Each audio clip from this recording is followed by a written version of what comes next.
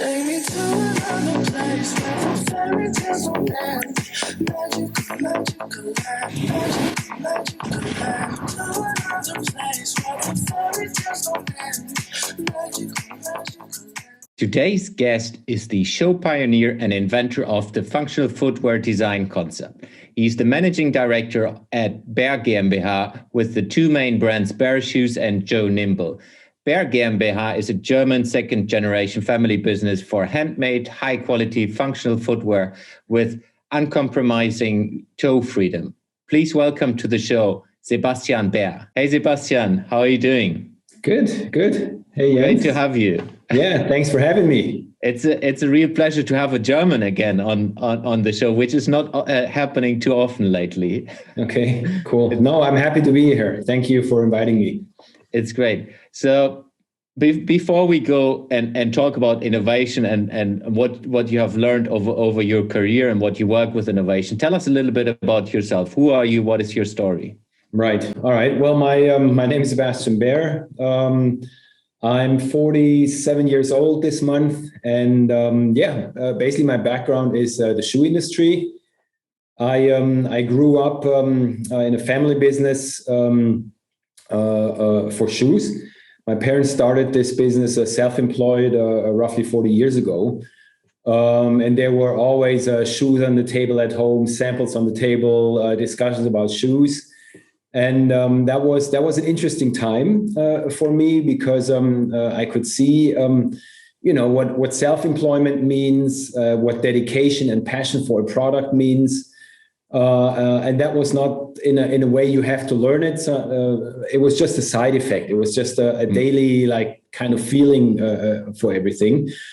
And the interesting part was that this was a shoe concept that was based on the philosophy of toe freedom, which is something that my dad has pioneered 40 years ago, which means when you walk naturally, your toes have space in the front and they can anchor and stabilize the foot, especially the big toe. But when you put your foot in conventional footwear, your toes are squished together in the front. Usually conventional footwear is symmetrical, and that means your toes cannot perform their natural function anymore. And that is something at the time, 40 years ago, that was not so interesting to the market, and the shoes look weird and the philosophy was hard to understand. And so I saw as a kid what it means to dedicate yourself to an idea, to a vision, and how hard it is to actually put that into a successful business model. And as a teenager, I started working on trade shows to improve my pocket money, selling shoes on the sales floor at the shows. And that was a tough job, but it was good learning. You don't think it at the time, but later when I look back now, I think that was one of the best trainings I ever had, just being with the end customer, hardcore selling, managing those periods of nobody coming to the booth, or people who come to the booth don't buy, or they come to the booth and they want to think about it and they leave, and this whole frustration. And it helped me a lot to learn about business, etc. And when I was a teenager, I went to America, did 2 years in high school there. I became a cross-country runner at the time, a little bit successful. I was state runner-up in Florida back at the time in cross-country. And I was already running in our shoes at the time. That was a leather shoe, a running shoe. It was the first running shoe with toe freedom, I believe, maybe even on a global level. It was in the very early 90s. And people were wondering what's with this German dude running in these weird shaped shoes. But I was winning races, and they were amazed. They're like, okay, is that about the shoe? And of course I would say, of course it's the shoe. But it was not so attractive looking. But it basically ignited my passion for running also. I'm a passionate runner. I run marathons here and there, every couple of years, an ultra marathon. And it's a good hobby to just cope with the whole stress of business and the tension, and especially in these days. And then I basically, after a couple of stops for mail order companies, etc., I joined the family business and worked myself up. And in the early 2000s, 2007, we had a daughter company in Japan. That was interesting at the time because we had a distributor in Japan who was retiring, and that had become an interesting market for us because it seemed the Japanese understood very well the concept of toe freedom, because there was function behind it and there was a benefit behind it, and that developed into a fairly good market for us. And when he retired, he didn't have a successor, so we founded our own daughter company, subsidiary there, which then I went over to train the managing director in Japan. But that didn't work out, so I ended up staying 3 years in Japan, building the subsidiary there, coping with invoices in Japanese and documents and phone calls and offices and earthquakes and everything that was going on there, which again, I think looking back, maybe I was a bit naive, because I was the first one to raise my hand when it was asked who wants to manage the Japan project. But I have to say it was a tough time, but again, I learned a lot. I learned a lot about open thinking and pivoting, adapting myself to culture, to language, all kinds of things. I went up Mount Fuji twice. Once I hiked, the other time I ran in the Fuji mountain race. Cool. So I kept my passion for running, but every time I would also test products, and I would test them in the surrounding that we're in, and do they work there, and how do they work on the trail, and things like this. And this would always add certain parts of thinking in this whole path. Yeah, and then when I came back a couple of years ago, I stuck with what we're doing. In the meantime, our brand had built a system of own shops in Germany, at 24 shops for BÄR shoes in Germany. We had an ongoing mail order business, e-commerce business, and a wholesale section. I was in charge of sales in general, national and international shops. And, this was roughly the time when this whole barefoot trend came up from the US. There was that study from Dan Lieberman from Harvard, so-called barefoot professor. Then there was the book Born to Run by Christopher McDougall. And interesting for me at the time was that everybody in those studies, in the book, everybody was talking about the most natural way for the feet is with a wide toe box. And I thought, wait a second, we fought like for 25 years, almost 30 years, with blood, sweat, and tears for this philosophy that was not attractive to a lot of people. And suddenly this becomes a trend. And so I dedicated myself, being a passionate runner, a bit more to that. And at the time we founded the brand Joe Nimble, and which was, based on the BÄR principle, the toe freedom principle. But I discovered over the time that coming from a more conservative background, there's a potential to shift this into the running industry and provide a real benefit for the runner in terms of becoming a pain-free runner, or keep on running pain-free. Yeah. That was when I basically positioned the brand Joe Nimble as a running shoe brand, as a sports shoe brand, with those years and decades of background and know-how that I had accumulated over the years. And that's what I do today. I'm responsible for the brand Joe Nimble on a global level. I work with a very small team. I did it as an experiment first. I took it out of the company, not just thinking about it, but actually I said, I'll rent. I rented 4 desks at the time, 4 desks in a co-working space. And I said, give me 3 months. I said that to our board, give me 3 months to prove to you that our conservative but very beneficial philosophy can put a benefit to the runner in a totally different industry. And that worked out. So at first it was only me. I said I'll go back to the operational level and start from scratch, almost from scratch. And that worked out over the time. We built a team, we built a sales network, and I have some international stores with partners. And currently, we're growing on various ends, and the journey so far has been a tough one, but I wouldn't want to miss it. So that's roughly about what I do and what I dedicate myself to, what I'm passionate about. Yeah, and it's really awesome, and we met when you opened up this store in Copenhagen a bit more than a year ago. Yeah, and I think I have been following you ever since, and was attracted already to Joe Nimble, the brand, and the shoes, of course, because I'm into like the whole barefoot movement since I have no idea, like 2014, which is quite a while now, at least. yeah. But what I also see that the way how you do that and how you work and engage with your customers is way more innovative than a lot of other traditional retailers. And I think that's also why I wanted to have you on the show, and thank you for coming.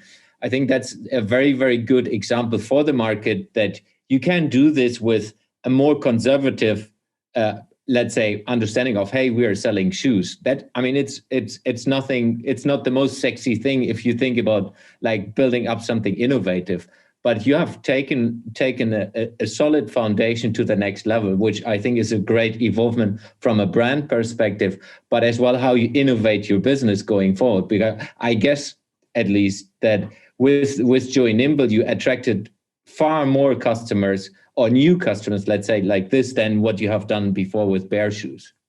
Yeah, that's true. We have the big push actually has been over the past 2 years, and I can totally relate that to the positioning of the brand.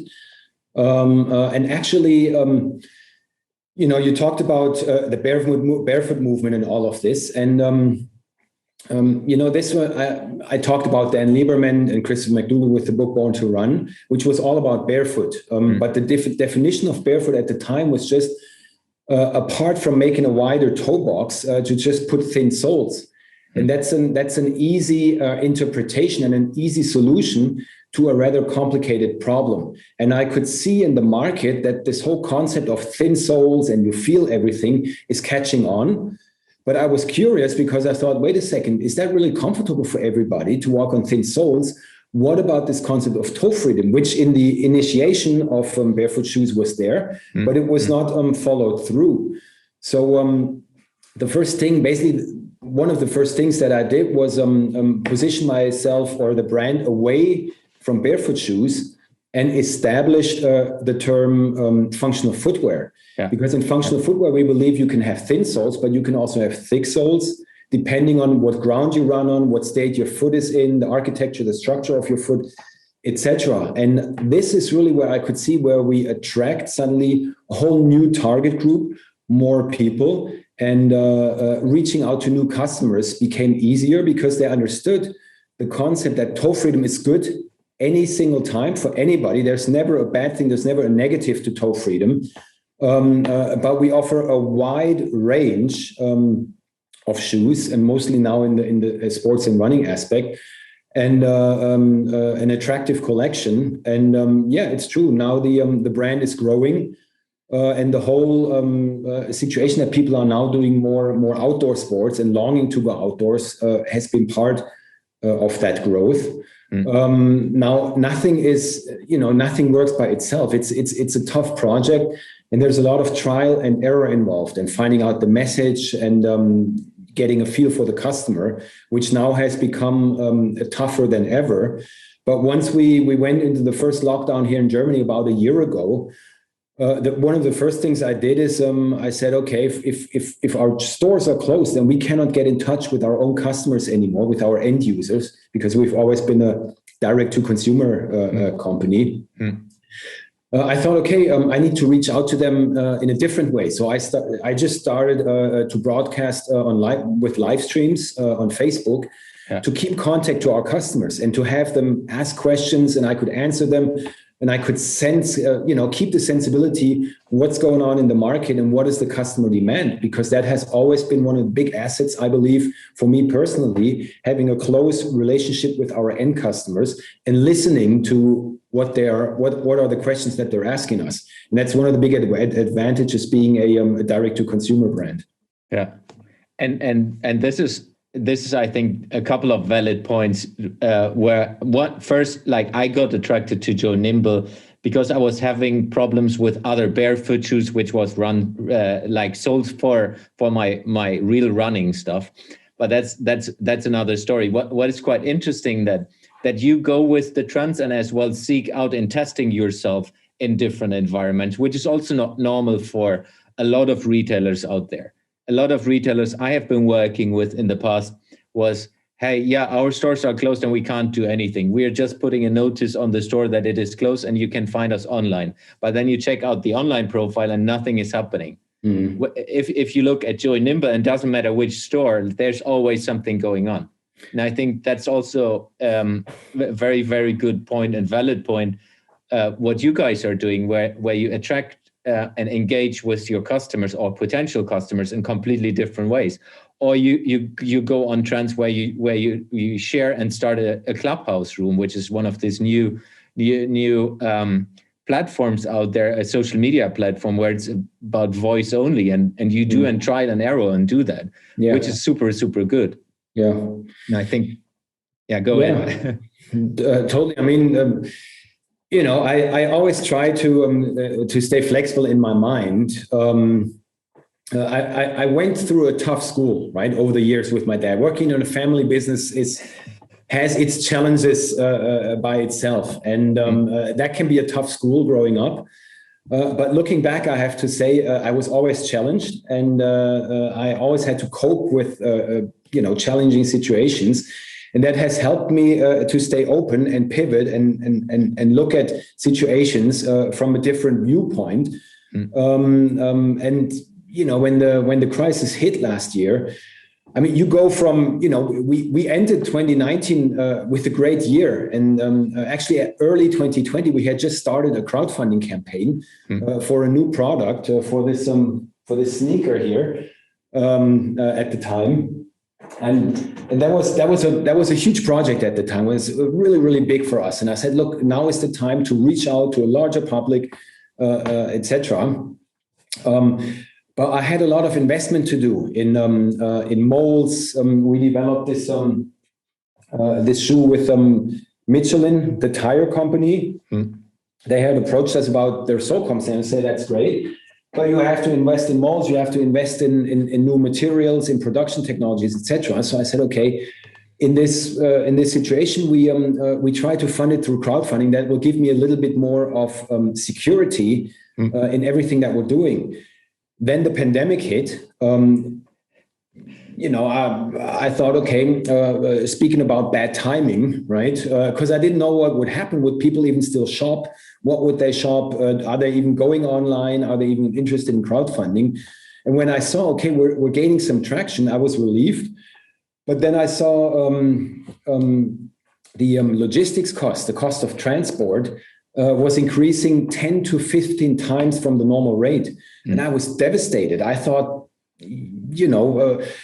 what else can happen, right? What can you do? I mean, we have a small team and we're all excited, and then every day something new. And the interesting part is at that time, usually you bring in your merchandise either by boat or by plane, right? Depending on how much time you have. Well, we stumbled across the possibility of bringing in the merchandise by train. So I thought, okay, is that even an option? And this whole, distance and the container and all of that. But we checked it out, and we dared into the adventure to book a container to bring it into Germany by train. And now that has become a routine for us. And at the time, I had to tell our backers on Indiegogo, I'm sorry that it's taking longer because of this problem and that problem and that problem. But I was amazed that the backers of the campaign were actually quite understanding. And they also said from an ecological viewpoint, it's much better by train. And again, this shifting of viewpoint and looking at the problem from a different perspective helped us to establish a new logistical structure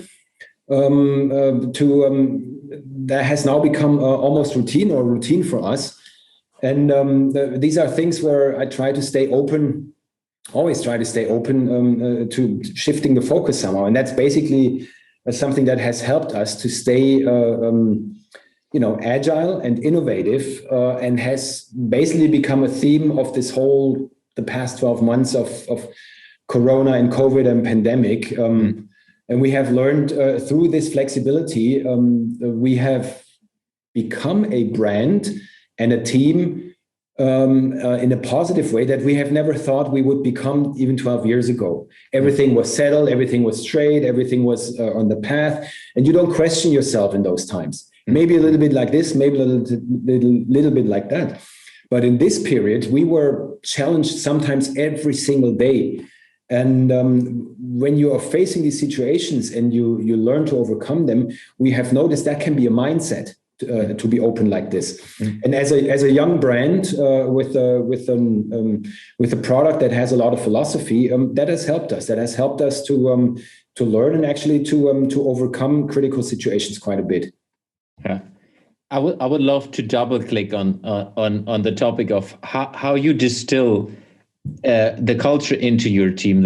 You have been growing up like this, so for you it's almost, I guess, in the DNA. But you have teams around you, people who work with you. How do you get that across to them?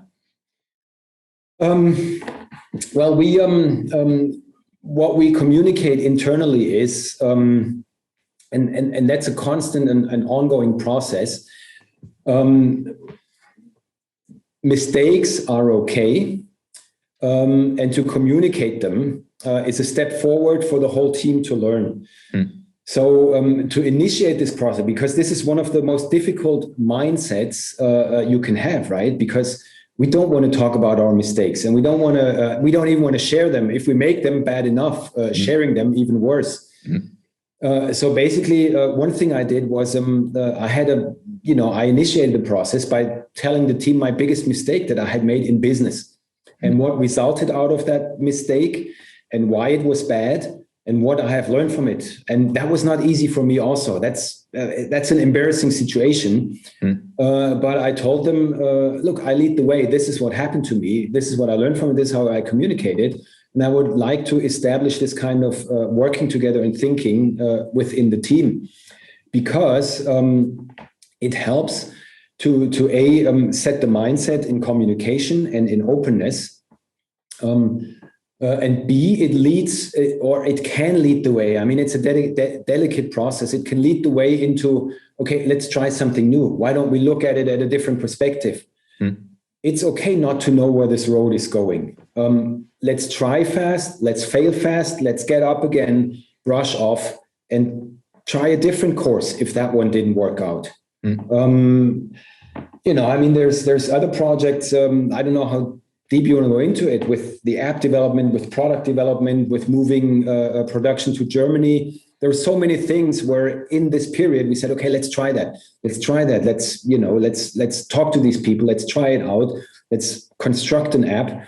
Limited budget, trying out, making an experiment, seeing if it gains traction or not. And if it doesn't, let's discuss why it didn't work out and then move on. And this is, I think, something that we do every day, and we talk about it. Sometimes, in the speed of how things are happening, not everybody can keep up to speed. Then I have to revisit certain situations. But generally, this is the way I approach it within the team. Yeah, that's really great to see, and a lot of companies and people can learn from them, I'm pretty sure. Let's double click on the app as well, because that's also being a shoe company and building an app is, for a lot of, let's say, people who are thinking traditionally, that's something that doesn't fit together. How did you come up with that idea, and what is the app about? Yeah, well, we have we're on the second app. Actually, due to that process, the first one was the My Foot app, and that's developed. That's I work with a biomechanist from England very closely, Lee Saxby, who has also trained, for example, Dan Lieberman or Chris McDougall. And he's somebody who I trust a lot in his knowledge about feet and biomechanics and science, etc. And he has also helped me overcome an injury. And so we have teamed up, and he has been given courses over the years. And I always said to Lee, this knowledge, you have the same problem that I face. When I tell people about our shoes, they get it and they understand it. But how do you scale that into a broader public? And he said, yeah, exactly. It's always dependent on me personally. How do I bring this out to a larger audience? Not only for his or my own sake, but also for people to learn. Because as well as Lee, I am very passionate about what I'm doing. So I said, Lee, look, the interesting thing is that through technology, we get a lot of more options. So basically, we took a whiteboard and we scribbled what could we do with a mobile phone, right? With a smartphone. How can we measure, for example, a helix angle, which normally you can only measure through a footprint.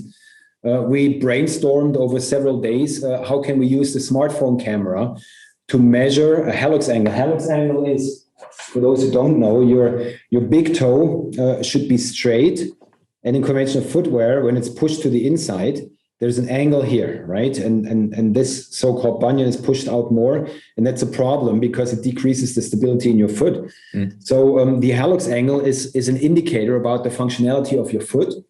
And to even get the sensibility to people, to communicate the sensibility to people about this, the situation of their feet, we said, okay, let's start with the helix angle, make them aware they might have one, and it's a problem because if you don't stand on a stable basis, you have to compensate that instability somewhere else in your body, which will lead to overuse and pain, etc. So the app was something where I said, okay, we can use the camera to take a picture, measure the helix angle, and educate people with some background for free, basically, about what that means.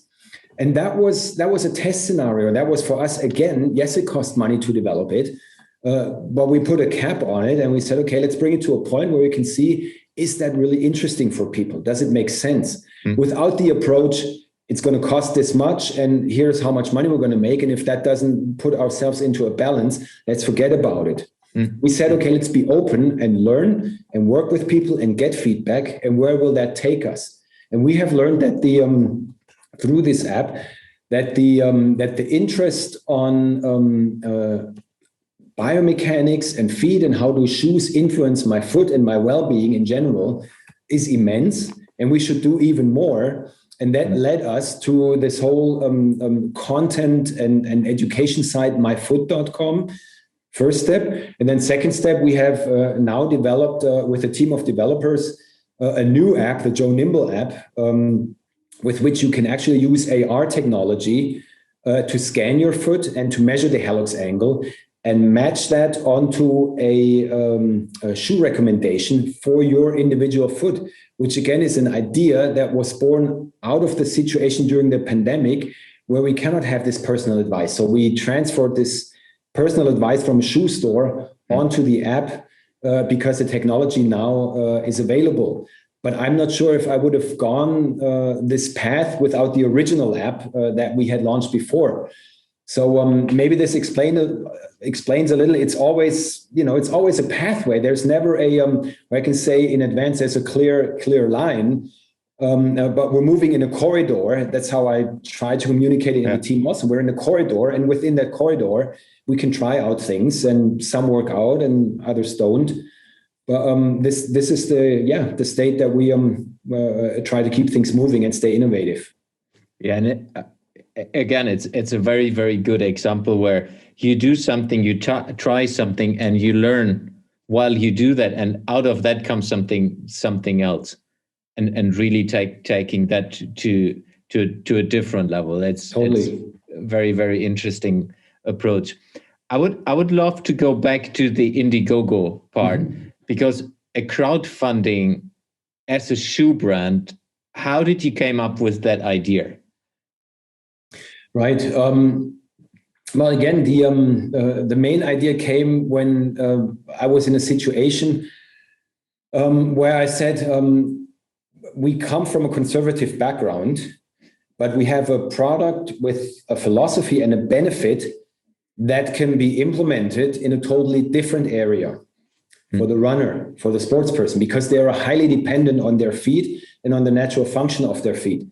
But it meant for us, I need to invest in molds, in materials, in technology. And traditionally, you would say, okay, if you don't know how many shoes you're going to sell, how you're going to put investment into a totally new project in this dimension. And I said, okay, to level this off, because I believe in it, but that's not enough. That's just me personally. Then let's do it through crowdfunding, because I can see is there really interest for it, and B, through the concept of crowdfunding, start the production, start the investment in the molds, the materials, etc. And that for us was a perfect basis to say we try something new on a channel that is unusual for a shoe brand. I mean, we're not the only one, we're not the first ones, but the way we did it with our product is something that helped us prove that there's more to it. And from this idea, the white shoe I showed you earlier has now developed into a whole, collection of running shoes that in this way would have never been possible otherwise without this initial campaign. And again, it's the same story. You try something without knowing where it's going to lead to. And that's been only a year. And within that year, the collection or part of the collection that I just showed you for our brand is a major step forward and really has put us on the map within the running shoe industry. Yeah, and I think we'll be even more going forward with other brands jumping on that. Do you want to touch that as well? Not promoting the brand, you can just mention it. Well, there's currently what's happening in the market is I think that and it's no secret. Nike has come out with now with a new shoe and a new concept where they say we are developing, or we have developed a shoe that reduces the risk of injury by 52%. That study behind it hasn't been put out publicly yet. It's not been published yet. So I don't really know what that means in absolute numbers. Is that 1,000 people and 50% got better? Or is that 10 people and 5 have less injuries? This we don't know yet. But the interesting part about this situation is that even those big brands, or that big brand is basing their research on the fact that the stability of the foot is a key influencing factor to reduce the injury rate or the risk of pain while running. So they're moving away from their original philosophy over 30 years, talking about motion control and pronation control, and saying that actually has no influence.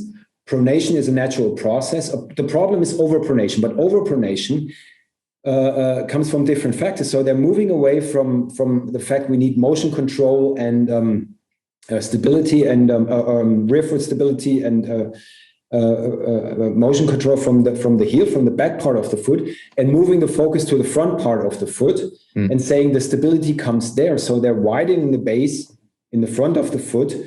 One shortcoming, I believe, still is that that they stop here at the ball of the foot, and in the front part still become symmetrical, whereas we stay straight because in our philosophy, the big toe is the anchor. It's the strongest muscle in the foot. And so widening the base here works on the symptoms, but not on the roots. And our philosophy is we want to go down to the roots and solve the problem there and not, work on the symptoms. But it's interesting for us that even big brands, the big influencing factors in the industry are understanding you can reduce the risk of pain and injury through forefoot stability and not through pronation and motion control. And that's something we've been, as a family business, been talking about for 40 years, basically. Yeah, I was about to say. So how does it feel? I mean, you have promoting that with the whole family for 40 years. How does it feel that now comes a big brand and mentioning something in that direction? Well, I think it's good. Look, it's something when I look back, and I started selling shoes about 25, 26, 27 years ago, when I look back to that period where people would just say, how do I know that's true what you're saying? The shoe looks funny. Why is it so wide in the front? That's not what a shoe looks like. And I transfer that to today, and I say, okay, that's been over 2 decades. I have to say it's good. I think it's a major step forward in the benefit of the runner and the consumer in general. And funny enough is that roughly around 240 years ago, there was a Dutch guy, Petrus Kamper, who already back then has mentioned symmetrical shoes are bad for your feet. The shoe that you wear should be asymmetrical, just like your foot.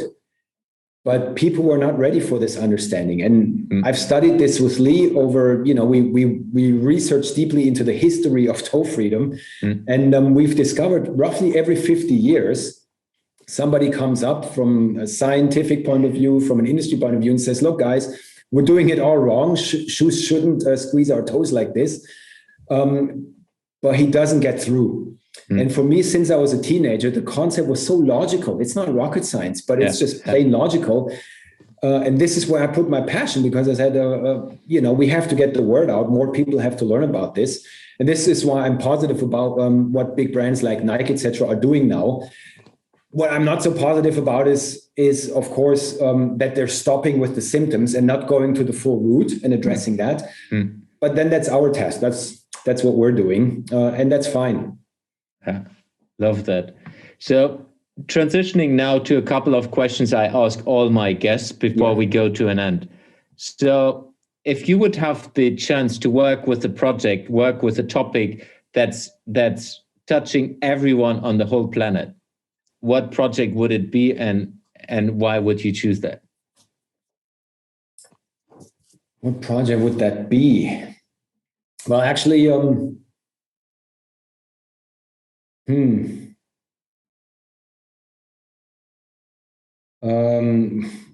I can ever think of is shoes, right? That's fine. That's it's funny, but seriously, day and night, my brain is always circling around shoes and what to do and how to get the word. So basically, one project is I would really like to at least get the chance to tell people the difference about symmetrical footwear and asymmetrical footwear. Because we are, from child age on, we are taught shoes are symmetrical in the front, and we just take it as normal. Just like many other things, we are raised this way, and we take it as normal, and we never question it. And it has an influence and factors on our lives, right? Where you go to the orthopedist, to the doctors, my back hurts, my knee hurts, my hip hurts, all these things. And we don't question the root, where does this come from?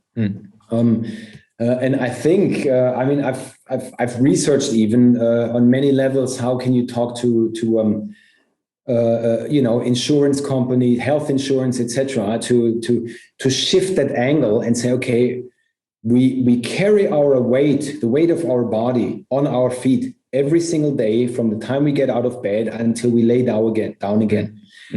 And we do that through our whole life. And we want to stay mobile, and we want to stay fit, and we want to move and travel and walk and run and all of these things. But we're not considering the most influencing part, our feet. We just treat our feet so badly. And this kind of thought just sticks with me basically 24/7. So that's if I had a chance to have some influence, that not for my own sake, not for the business sake only, but actually it's just such a paradox for me. We don't, when we buy shirts, t-shirts, whatever, pants, we're always like, it's tight here, it doesn't fit, I don't feel right. But with our shoes, the salesperson will say, you have to break them in, that will go away. We would never do that with with pants or with shirts or anything. We will always say, no, it doesn't feel right. But we accept it for shoes. And that's a paradox for me that I would like to address if I had the chance on a larger scale. Yeah, definitely. That's cool. So looking forward, where will you be in a year from now? Where will Joe Nimble be? Yeah, Joe Nimble will definitely be a brand that is recognized in the running market for its philosophy. We're not the only ones with this philosophy in the market, but we are the ones who pioneered it for the longest time. And we have the most knowledge and the most passion for the subject. And we're constantly researching on the subject and improving the project. So in a year's time, we will definitely be known for what we're doing, and we will be accepted as part of the running market for pioneering the philosophy of toe freedom. Great. So how do you keep yourself informed? What are the different sources you get your input from? Well, I'm almost on a daily basis. I'm in touch with Lee Saxby, right, on developments in biomechanics and how does that influence or problems that are coming up and how do we address them. I also work closely with the development office in Pirmasens, one of the old shoe industry hubs in Germany. From a technological point of view, what are new developments? What can we change? I mean, for example, in Pirmasens, we developed this recovery sandal, right? It's a product 100% made in Germany, which fixes the structure and architecture of your toes while giving you immense comfort. And I developed this project with people in Pirmasens where I said, look, it's not a major project, but can we talk about this? And the way the feedback I received from them, the possibilities with robotics, etc., and rapid prototyping, etc., that we have here in Germany, suddenly I said, well, this side topic that I had suddenly becomes a main project. And so from a technological point of view, that's a big source that I have there. And otherwise, it's basically talking to people, which has become difficult for me in the meantime. I often say to a team internally also, talking like this on the screen is great, but this personal sitting together saying, look, I have this following idea. Can I bounce it off of you? What do you think about it? Can you give me a different perspective? Can you give me a different angle that I maybe haven't thought of?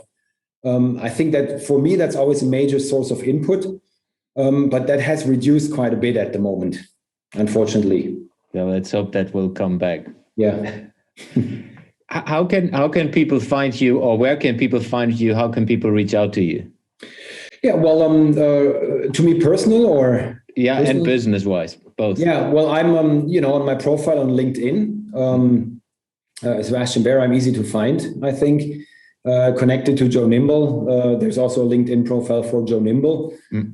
That would be the easiest way, I would say.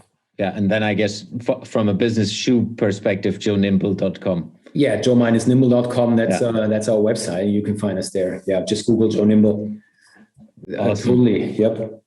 Thanks for being on the show. It was a pleasure having you. I'm really looking forward to see what Joe Nimble and you, of course, personally will be doing in the next couple of years. Thank you. I appreciate that, Sebastian. Thank you for the time, Jens.